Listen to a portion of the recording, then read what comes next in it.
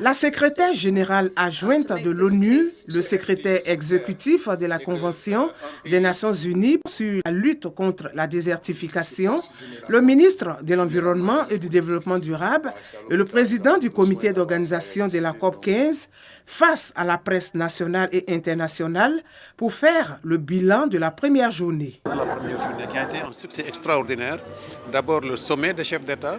Jamais dans l'histoire de la Convention, nous n'avons eu autant de chefs d'État qui ont participé au sommet, surtout au premier jour.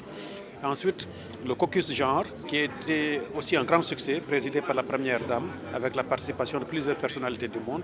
Au cours de cette conférence, Ibrahim Thiam s'est aussi prononcé sur l'état de santé de la planète. La planète est malade par l'activité humaine.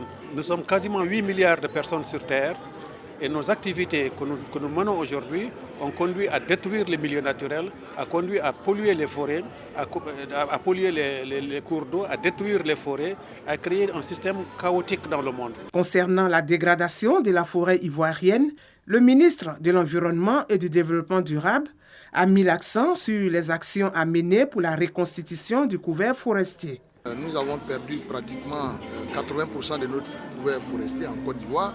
Et aujourd'hui, jusqu'en 2030, il est question donc de reconstituer donc cette forêt à hauteur de 20%, ce qui va faire passer donc la forêt à 40%, ce qui n'est pas négligeable. Si la forêt est détruite, ça a un impact véritable donc sur le climat, et ça a un impact aussi sur l'appauvrissement donc des sols.